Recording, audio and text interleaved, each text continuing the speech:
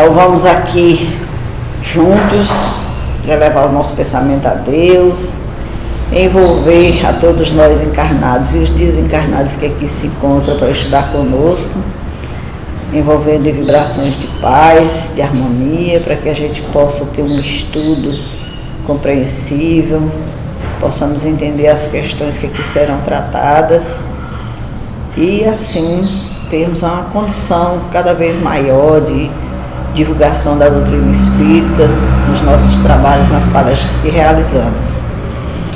Então, dando graças a Deus, vamos iniciar o nosso estudo de hoje. Então, hoje a Vera vai trabalhar aqui conosco a insegurança pessoal. Pode ficar à vontade, Vera. Pois é. Computador. É porque essa temática ela está muito clara nessa obra, né, que nós continuamos a desvendar, mergulhar no triunfo pessoal. E a Joana nos traz esse capítulo, esse item,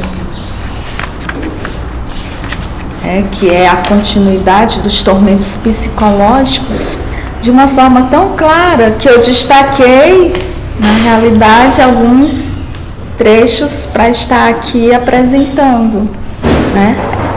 Ela começa falando, trazendo o que de fato é visto hoje no conceito de saúde, porque antigamente a saúde era vista como ausência de doença, né? Então é um conceito que já foi sobreposto, esse conceito. Então a gente vê que inclusive existem vários sentidos para essa saúde hoje. Eu vou trazer da Organização Mundial da Saúde, que é o estado completo de bem-estar, né, que é visto segundo a Organização Mundial da Saúde, numa perspectiva que, como é esse ser completo, né? Como é que a gente pode perceber esse ser, nós que buscamos entender, conhecer as questões espirituais. Então a gente já pode compreender que esse ser, para estar nesse estado completo de bem-estar, é necessário um certo equilíbrio. E distante ainda desse equilíbrio pleno, a gente busca trabalhar ainda as nossas deficiências, as nossas limitações. Então, o capítulo ele inicia com o conceito de saúde ainda muito defasado entre as pessoas, que sempre o consideram falta de doenças instaladas no organismo ou de transtornos emocionais e mentais estabelecidos e classificados. Não poucas vezes experimentando-se fenômenos de instabilidade interior, de insegurança pessoal ou de aflições, sem aparentes causas que os justifiquem. Não se dão conta do significado desses distúrbios que merecem cuidadosa análise e avaliação, a fim de serem modificados nas suas estruturas fixadas na personalidade por meio da terapia adequada. Então a gente percebe que às vezes a gente está passando por um adoecimento e quantos de nós vai ao médico e aí passa por todos os procedimentos necessários, né? Somos submetidos a exames e não dá nada. E a gente não consegue entender, compreender, porque materialmente, organicamente, fisicamente, a gente se encontra ali numa condição que não há um diagnóstico daquele profissional, ele não consegue chegar, né, há uma explicação para aquilo que a gente está sentindo, para aquilo que a gente está vivenciando. Então a gente percebe aí que a saúde ela está muito além, ela transcende essa realidade física. Mas eu acho interessante é que tem pessoas que acham ruim quando faz exame não dá nada. Eu já vi pessoas dizendo, olha, eu gastei um absurdo com o exame não deu nada, isso eu queria que desse. Porque se não deu, que maravilha, né? E fica agora fazer mais para ver se investigar aí se é físico mesmo, né? Aí é que está. E aí a gente também passa por situações que o nosso emocional adoece. E às vezes não tem uma causa assim que a gente consiga ver, perceber, trazendo para o contexto que a gente está ali inserido, né? De repente o adoecimento ali não é nenhuma manifestada no corpo, mas num sentimento, numa emoção diferente, e que a gente também não consegue dar conta disso no primeiro momento, né? Com as avaliações que passamos, que somos submetidos. E aí mais à frente ela traz poderoso pelas suas resistências para vencer dificuldades e alterar os panoramas por onde tem transitado, o ser é ao mesmo tempo na sua constituição física frágil. Quando ele traz essa fragilidade, ele traz até, por exemplo, uma picada de um inseto. De repente, você pode desencarnar com aquela picada de inseto.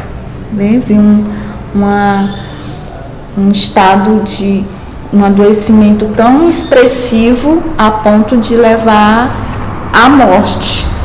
E, ao mesmo tempo, um grande choque emocional também pode te levar a uma condição de invalidez, de coma ou mesmo de morte. Então somos seres fragilizados em todos os aspectos, né? Estamos aí buscando, estamos dentro dessa evolução. Cada vez sabemos que essas condições elas estão sendo, a condição de outra hora não é a mesma dessa nossa condição atual. Então, mas ao mesmo tempo ainda temos essas fragilidades. E ela traz essas fragilidades, esse ser que é frágil. A complexidade do mecanismo psicológico vem sendo ao pouco e pouco penetrada, graças ao que se torna factível auxiliá-lo na solução dos conflitos que acompanham em forma arquétipo ancestral ou herança espiritual que necessitam ser transmudados de sombra para a luz. Aí ela começa a trazer essa realidade que transcende o presente, né? Ela começa a trazer essa nossa herança espiritual. E aí a gente já pode vincular as nossas reencarnações, né?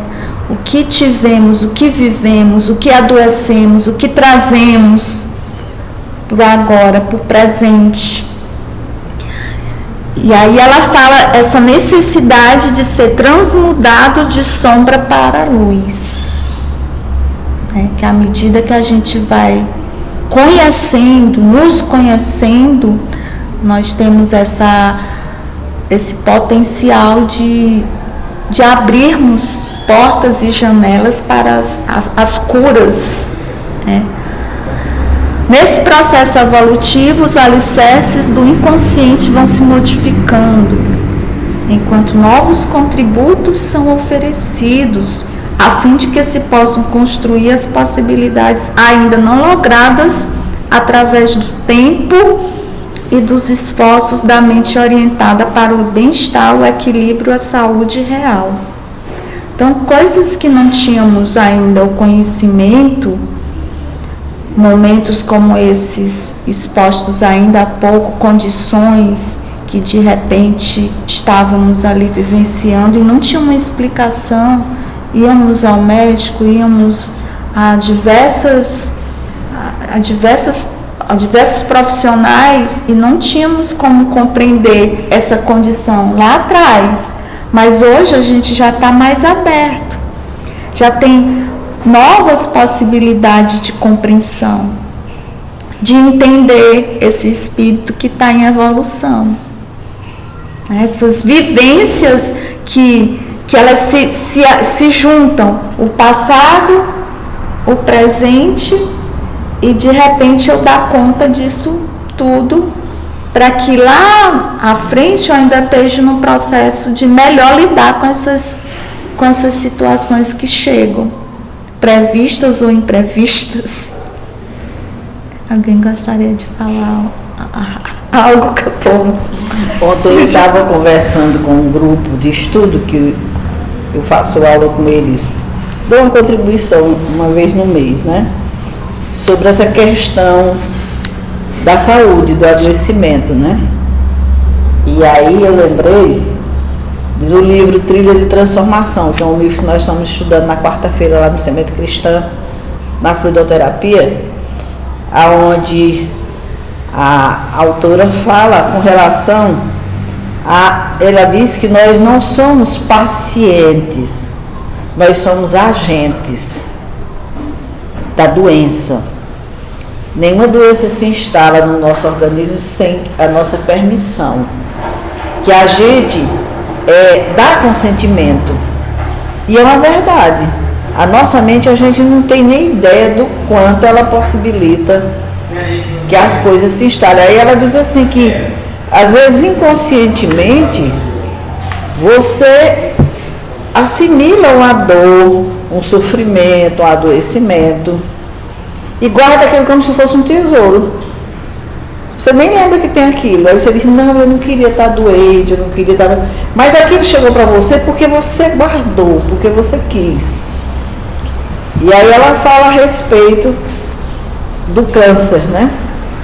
O livro é muito direcionado para o câncer, que é o livro Saúde, Trilha de Transformação. Ela fala do câncer, que ela diz que as células são tão frágeis que uma simples quimioterapia destrói elas sem destruir o organismo físico. Então, por que elas estão ali? Porque o corpo permitiu, o espírito permitiu que ali estivesse. Aí eu sempre lembro do Deepak Chopra quando ele diz que as nossas células estão constantemente escutando os nossos pensamentos para saber o que vão levar para o nosso corpo. Então, é questão de mente, de pensamento, de entendimento nosso. E eu estava dando uma olhada bem aqui, Vera, só uma pequena interrupção aí no seu estudo, falando aqui sobre Emmanuel dizendo que para o homem da Terra, a saúde pode significar o equilíbrio perfeito dos órgãos materiais, corpo sem adoecimento, né? Para o plano espiritual, todavia, a saúde é a perfeita harmonia da alma. Perfeita harmonia da alma, para a obtenção da qual muitas vezes há necessidade da contribuição preciosa das moléstias e deficiências transitórias da Terra. Então, se a saúde é a perfeita harmonia da alma, em determinado momento a doença vai ser um remédio. Não é adoecimento, a gente vê como um adoecimento. Mas aqui nesse momento, a gente tem essa necessidade das moléstias e deficiências transitórias. E aí, é como ela coloca aqui, assim em nosso plano evolutivo, saúde é a perfeita harmonia da alma e a doença é um medicamento. Então não é para a gente achar, então agora eu vou ficar doente que eu vou me curar. Não é isso também. De maneira nenhuma, a gente está doente, a gente tem que buscar o tratamento, cura, se sarar, melhorar, tudo mais. Mas acima de tudo, buscar essa harmonia da alma, porque sem ela nós não vamos ficar curados, como que diz assim. E às vezes a gente vê uma pessoa desencarnar num estado tão sofrido, a gente diz assim, meu Deus, essa pessoa sofreu tanto. Mas a gente não tem noção de como é o despertar desse espírito na parte espiritual. como vai ser as novas oportunidades, né? Porque estava se curando. E a gente só entende a cura se eu não tenho nenhum processo material. E aí a gente percebe que, em vez de ser essa sombra que ela vem nos acompanhando de muito tempo, não sombra no sentido literal, mas sombra no sentido das dificuldades que passamos, as dificuldades pretéritas. Às vezes necessitamos para que, de fato, possamos perceber a luz que há à nossa frente, a luz que há dentro da gente, a luz que há fora da gente, como ela diz, como eu falei anteriormente, né, que ela traz a necessidade de transmudar da sombra para a luz. Então hoje o conhecimento ele está aí. Então o esclarecimento também ele está nos auxiliando e faz parte desse processo de evolução. Não é à toa que esses conceitos eles vão se modificando. A saúde, por exemplo, que por muito tempo se via a saúde como ausência de doença. E hoje esse conceito está obsoleto. Então é interessante perceber que também temos essa condição de nos aprofundarmos no que está acontecendo, né? Os enfrentamentos, os desafios, esses, entre aspas, adoecimentos que chegam a nós.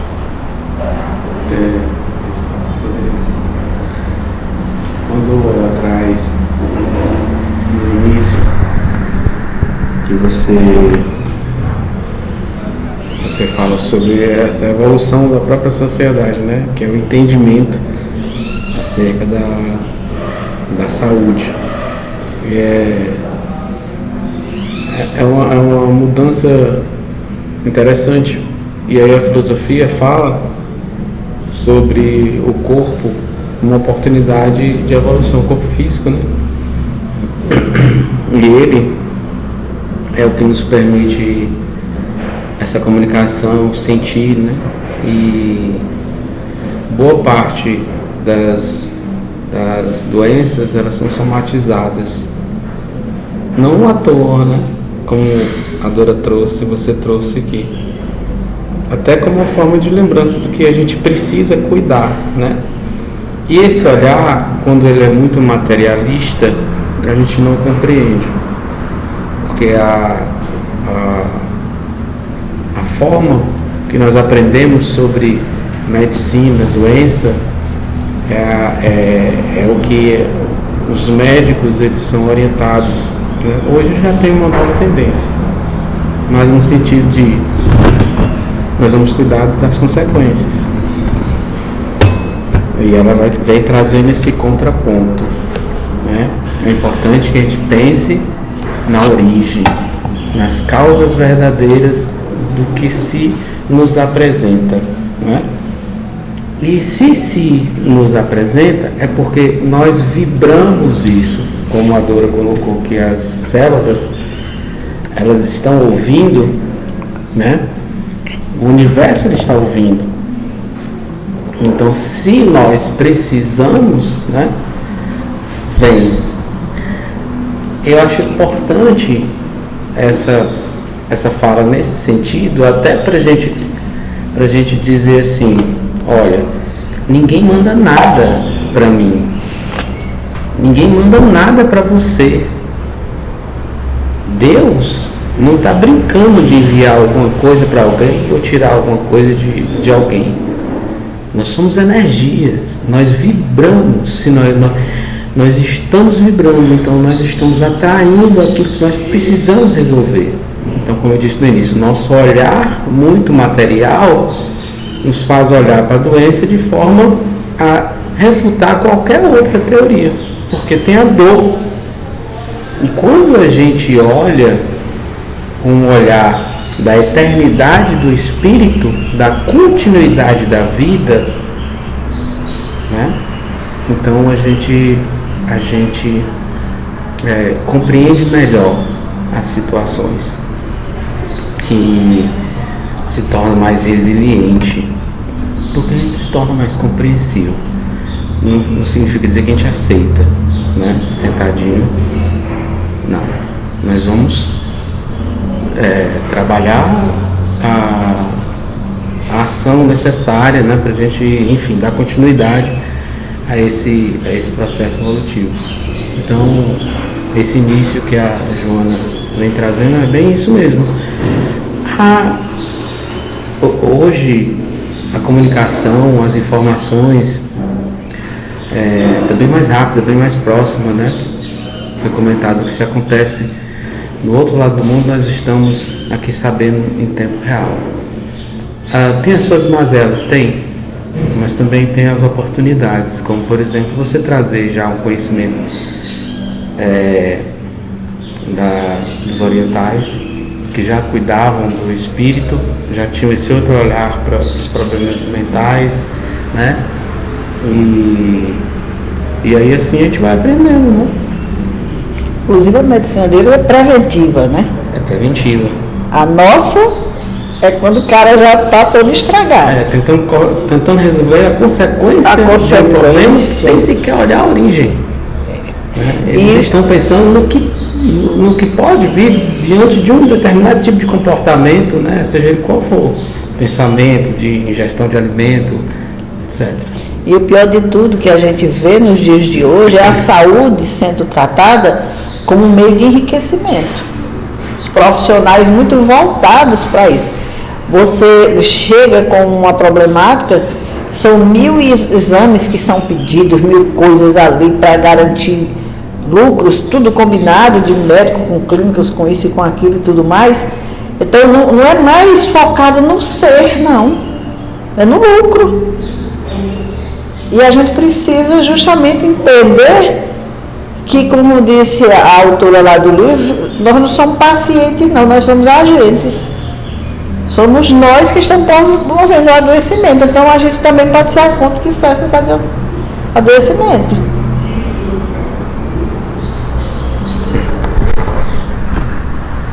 E aí, mais à frente, eu estou trazendo algumas considerações que eu vi muito importantes, né, para entrar propriamente na insegurança pessoal. Porque ela faz todo ela traz essa questão da doença, da saúde, ela traz essa fragilidade emocional, fragilidade material, ela traz posteriormente essa herança espiritual. Então ela faz esse link passado, presente, para ela vir destacar a insegurança pessoal. É natural e mesmo normal que se apresentem desafios no comportamento diário e a pessoa receia não ter condições de os enfrentar de maneira enriquecedora. Toda experiência nova produz impacto que deve ser superado, estimulando ao prosseguimento das atividades. Esse receio lógico que se fundamenta no desejo de se conseguir vencer e não se encontrar equipado com os recursos hábeis, constitui um fenômeno emocional perfeitamente compreensível. No entanto, essa pertinaz incerteza quanto às possibilidades existentes para a luta acompanha pelo autodepreciamento, acreditando-se sem oportunidade de desenvolver novos valores, ao lado do sentimento de inferioridade, não manifestação de conflito que deve ser enfrentadas com decisão, mesmo que se experimentando angústia nas primeiras tentativas terapêuticas. Então ela traz esses receios, principalmente diante de situações novas, como algo normal. É normal. Todos nós, em algum momento, em alguma circunstância, nos sentimos receosos, inseguros, Agora, o que é que nós fazemos com isso? Nos revoltamos, desistimos, paramos a luta, desanimamos, dizemos que é porque eu sou uma pessoa sem sorte. Então, como é que eu lido com isso? Então, ela traz ela diz que esse receio é algo natural, é algo normal, principalmente diante do novo. Mas aí ela traz, no entanto, quando a gente não enxerga as possibilidades de sair, de amenizar aquele estado, aquela condição que nos encontramos, devemos repensar. Então, como eu lido, a forma que eu lido com o medo, com a insegurança, com os meus receios, que são tudo, vem e chega em algum momento. Mas como é que eu fico diante disso, né?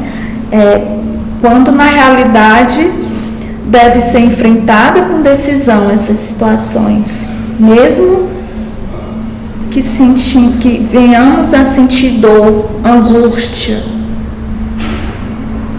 Então, vivemos hoje, eu observo, eu atento que uma das nossas características hoje é essa fragilidade. Num ápice assim, nós estamos muito frágeis. E aí vem tudo que a gente nos vem estudado até aqui. Os transtornos que nos chegam diante dessas fragilidades, de não lidar com as frustrações, de não saber lidar com os anseios, com a insegurança. A gente quer tudo de imediato, que seja resolvido. Então, eu estou sentindo uma tristeza, de imediato ela tem que ser solucionada. Aí eu não venho analisar, eu não venho a pensar sobre essa tristeza que eu estou sentindo, me aprofundar nela de fato. Eu quero um remédio, eu quero alguma coisa que arranque de mim o que eu estou sentindo. Eu não posso me sentir insegura, porque as pessoas não vai cair bem, as pessoas me verem insegura. E olha como a Vera é insegura, eu sou uma pessoa insegura. Então, quem não é? Né? Ela mesmo traz essa realidade. Mas como é que eu estou lidando com isso? Então, mais à frente ela diz, a insegurança pessoal, deste modo, remanesce de vivências atuais, educação no lar mal orientado, mãe castradora, pai negligente, família desestruturada e vencida por brigas contínuas, nas quais a desconsideração aos diversos membros induz a perda da autoestima e de vivências pretéritas, nas quais a conduta malsã foi característica predominante do ego, que experienciou abusos do poder, do prazer e do dever, deixando resquícios de culpa esculpidos no inconsciente. Então, quando eu trago uma insegurança que requer mais cuidados, e quando se aprofunda nessa insegurança que requer mais cuidado, porque ele já está me limitando em várias coisas, já está de repente me impedindo de fazer as coisas, ela traz algumas possíveis causas, né? Considerando a vida presente, né? Ela traz um contexto de uma mãe castradora, um pai negligente, uma família desestruturada, que muitas vezes pode levar, e aí a gente vê lá, quando a gente mesmo superficialmente vê a psicanálise, a gente vê como que a criança ela influencia essas relações familiares, o contexto que ela está inserida, para que ela seja um adulto com mais agilidade ou com menos agilidade.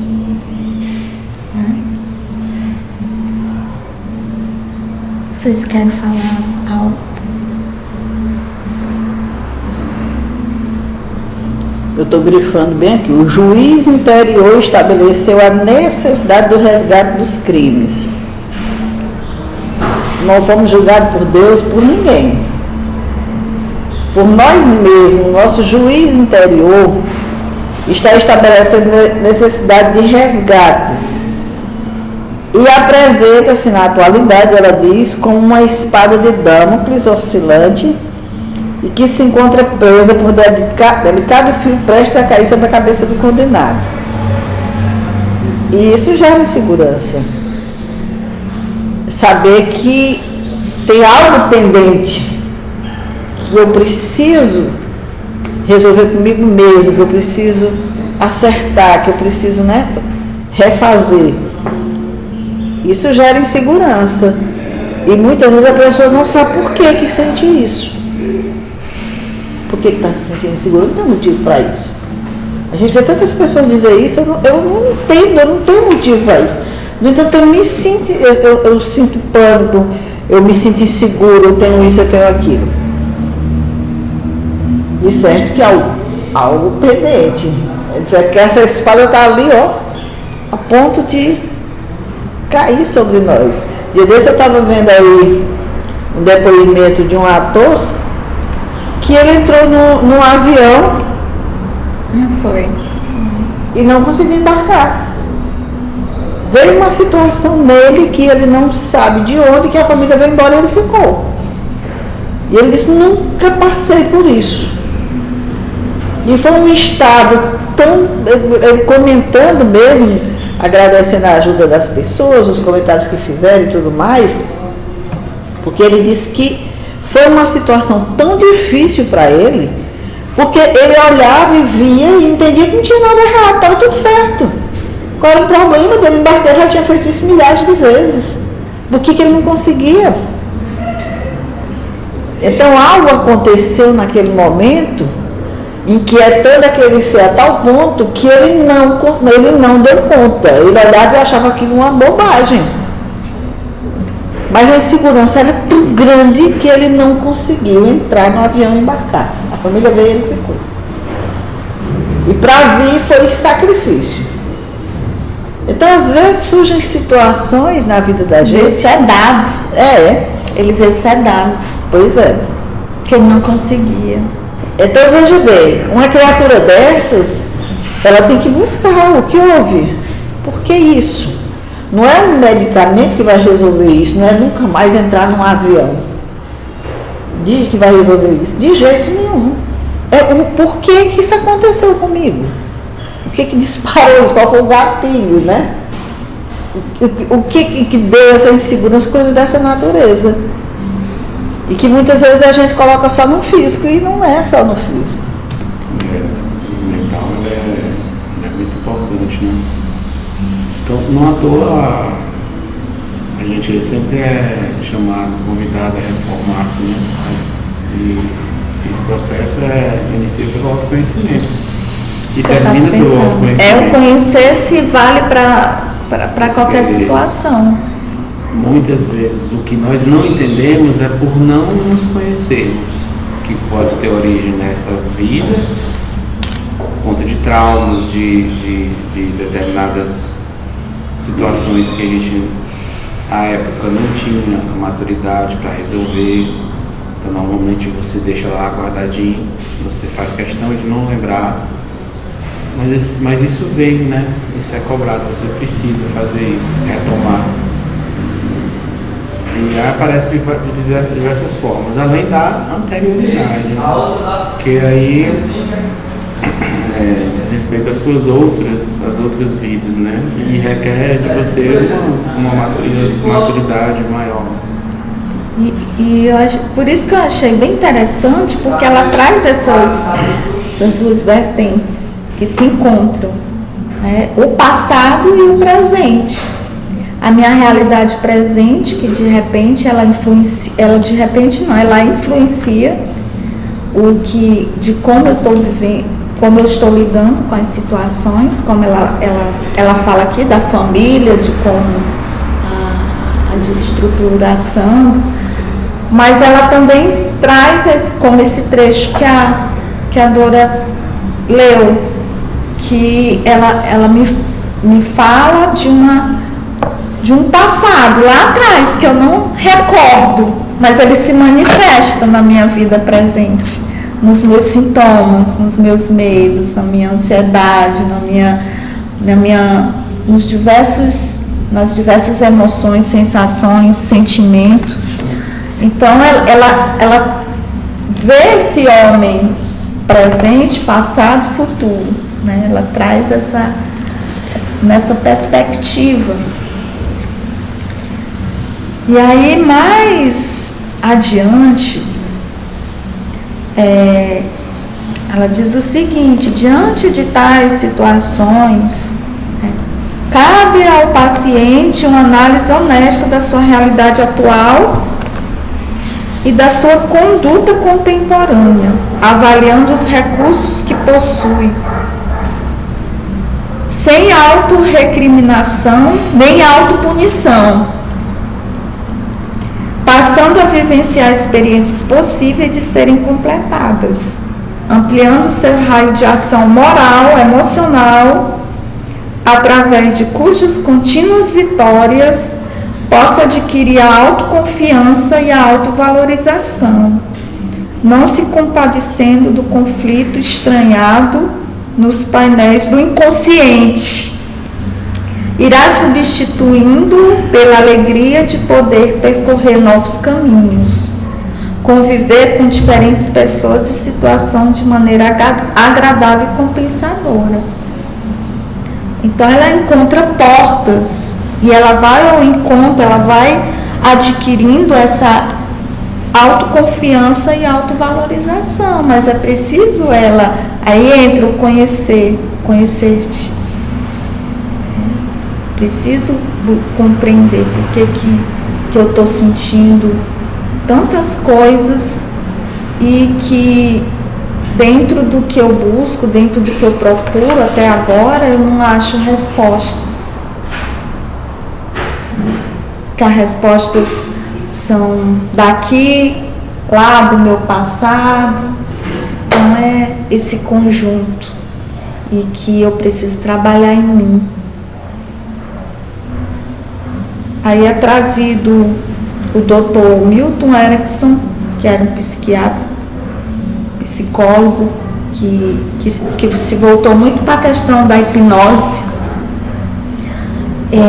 Ele propõe, certamente, em problemática dessa natureza, a aceitação pelo paciente de seus valores positivos, ampliando-os, assim ajudando a trabalhar as incertezas. Valores negativos por meio da confiança em si mesmo, em pequenas doses até alcançar o nível do bem-estar. E que é difícil, porque a gente tende a se punir, autopunir. Às vezes a gente nem sabe, mas se pega diante de sentimentos, de reflexões que chega à seguinte colocação: meu Deus, o que está acontecendo é minha culpa e talvez eu mereça e eu não vou fazer nada, porque de fato é como se fosse uma porta fechada, né? Eu dou o veredito, faço mais nada. E ele propõe esse se voltar para o que você tem de positivo, porque os valores positivos, né? Mais alguma consideração? Eu estava tentando lembrar de uma frase aqui, mas eu não estou conseguindo, não sei se é dos Vedas, que eles dizem mais ou menos assim, que a gente vive sentado à beira de um celeiro cheio de alimentos e vive morrendo de fome. Mais ou menos isso que ele quer dizer, não é bem essa a forma. Mas é como se dissesse assim: nós temos tudo. Jesus disse: eu vim para que todos tenham vida e vida em abundância. Então a gente tem tudo para ser feliz, para ter harmonia, para ter paz, para ter saúde. A gente tem tudo, mas a gente vai buscar tudo o que não é bom para a gente. A gente vai buscar tudo que vai atrapalhar a nossa evolução, nosso caminho. Por isso que ele diz que nós só estamos ricos, um celeiro abarrotado de riquezas, mas morremos ali de fome ali na porta, como mendigos. Porque a gente não adentra esse conhecimento. A gente não vai em busca desse autoconhecimento. A gente não busca sempre no exterior, fora, e não dentro de si. Aquilo que nos enriquece, que está ali à nossa disposição, a gente não quer acessar de maneira nenhuma. Paga-se um absurdo por um profissional para ele dizer o que eu tenho e me tratar e me dar a medicação necessária. E eu não faço nada para tentar conseguir por mim mesmo. Um dia desse eu tenho uns livros do Chopra que eu gosto muito dele, e tem de uma outra pessoa também que trabalha muito essa questão de saúde. E ela dizendo que estava com um processo aqui no Brasil que não tinha cura. Era cada vez mais medicação. E ela viajou, foi lá para os nossos irmãos que cuidam do espírito. Chegou lá, a primeira coisa que a criatura que ia tratar dela foi tirar toda a medicação que ela tinha. Nada disso aqui você vai tomar. Você está adoecendo o seu corpo. Você não está tratando, você está adoecendo. Tira tudo. E aí ela ficou um tempo que ela pensava assim, não vai cuidar de mim, e não vai me tratar, porque ele não dava nada, ele não fazia nada, era mais meditação, era mais oração, era mais reflexão, era coisa assim, alimentação e tudo. E de repente ela voltou ao estado de saúde dela, sem precisar de nada externo, só buscando essas riquezas de dentro de nós, né? Então assim, não é a gente estar para morrer quando já se estragou o corpo, já está no limite, e deitar e agora eu vou ficar deitada para me curar, não.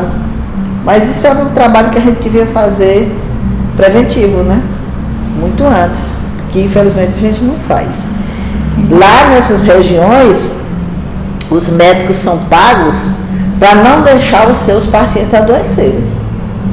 Eles são responsáveis se o paciente adoecer. Aqui a gente paga para o médico que a gente está doente, para ele nos curar, então a gente até mata. E a gente paga, termina, sai morto e a conta óbvio. Aí você pagar lá porque você gastou. E às vezes essas ferramentas estão bem próximas da gente. E é isso, no sentido também de, como eu reforço novamente o que foi dito no início, de a insegurança em algumas situações, elas vão estar presentes. Isso, só queria complementar rapidinho. Dito isso, inclusive com o exemplo que a Dora comentou, tá tudo certo. Por que tá tudo certo? Porque você vê, a pessoa, ela espera, normalmente, ela esgota as possibilidades, ela vai no olhar material, ela vai em todos os médicos, os melhores, nos especialistas, né? Quando ela não tem mais o que fazer, ela se volta para o espírito, né?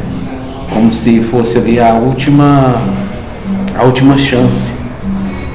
Quando que o que é que se faça é que não é que seja a última chance, mas é porque você precisa olhar para esse lado também, né? Quer dizer assim, se chega a casa espírita muito pela dor, né? Porque não se conseguiu resolver os seus problemas lá fora, né?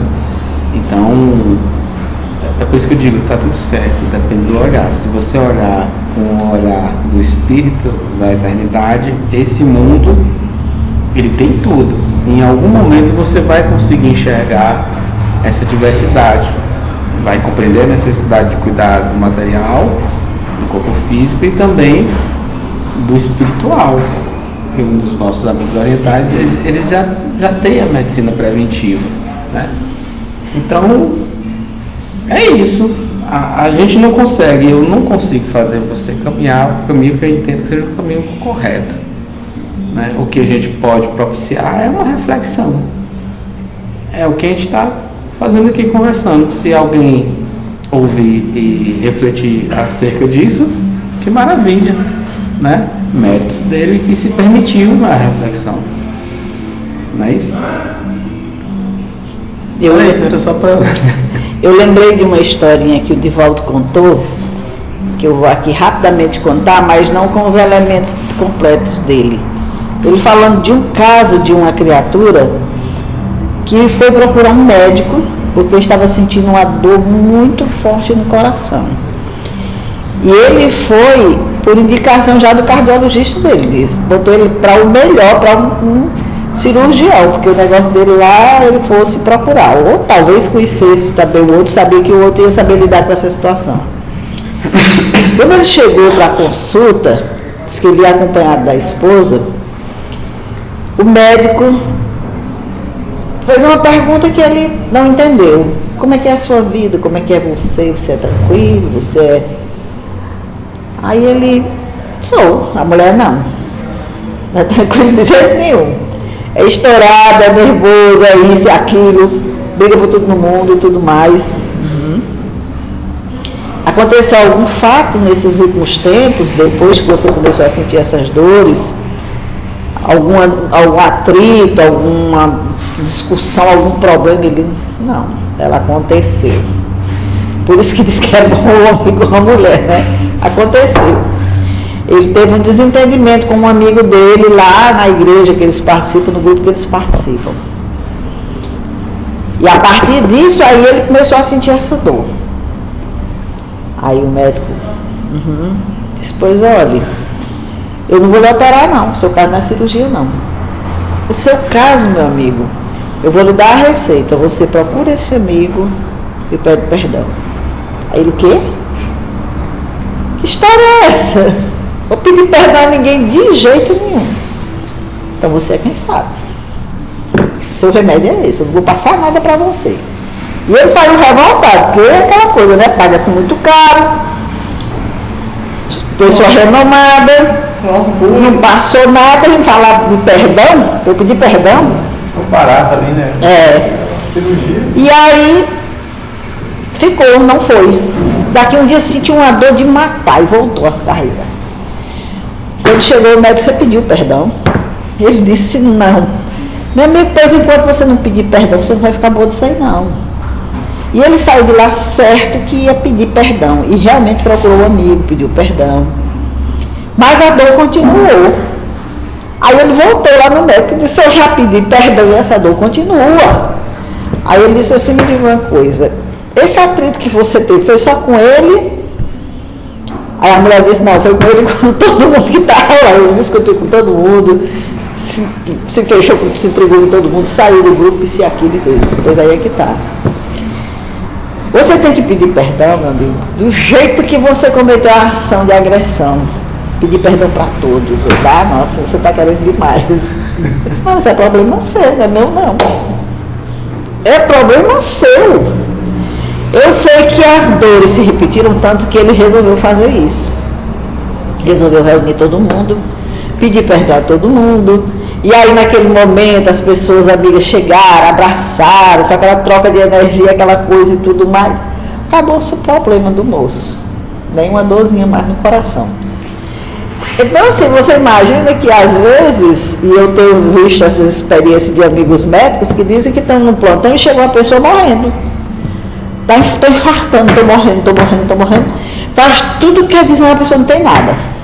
Você vê aí o que está acontecendo? Foi que eu, não é porque tem uma discussão assim, não, só isso. A máquina trava, meu amigo, a máquina trava, deixa de se conectar com o espiritual, as energias não fluem. Nós temos aí chakras, nós somos todos conectados, né? Corpo físico e espiritual. Essa maquinazinha aqui vive abastecida pelo espiritual. Então, se o espiritual não está funcionando normal, pode esperar que a maquinazinha aqui vai travar. Vai ter um problema ou outro, não tem jeito. Aí você vê pessoas que estão com doenças que o médico diz assim, não vive um mês, 10 anos vivo. Uma pessoa tranquila, feliz, grata a Deus, a doença está ali. Mas a pessoa, de jeito nenhum. Aí o Chopin diz assim, ó, a gente diz, é vírus tal que causou isso. Mas o nosso corpo é todo vírus. Se fosse assim, a gente nem vivia. Uma máquina repleta de vírus. Não está tudo lá? A gente aciona alguma coisa. A gente aciona o desequilíbrio de um desses. E aí acontecem essas proliferações absurdas e adoecimento de nenhuma coisa. Então não tem como a gente andar daqui para frente com a luz que a gente tem, com o entendimento que a gente tem, sem buscar esse conhecimento.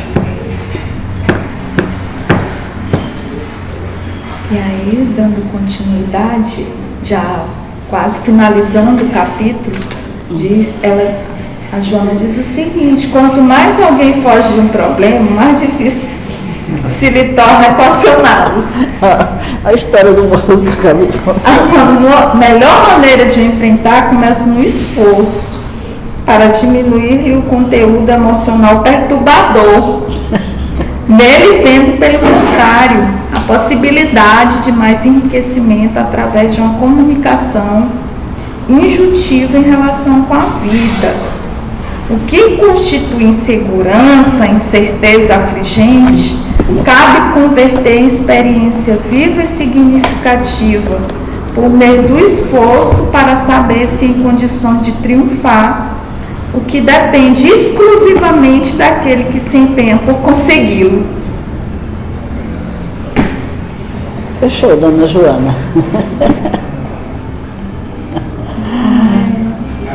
E se enfrentar. Estamos no nosso tempo. Você quer fazer a prece? Sim. Então, rapaz, esse incentivo de dona Joana,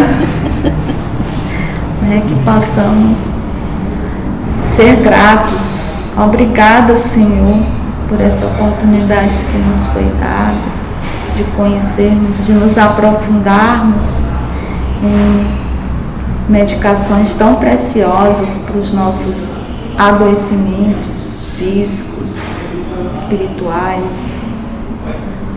Senhor, Mestre Jesus, Espírito de Luz, Maria Santíssima, obrigada.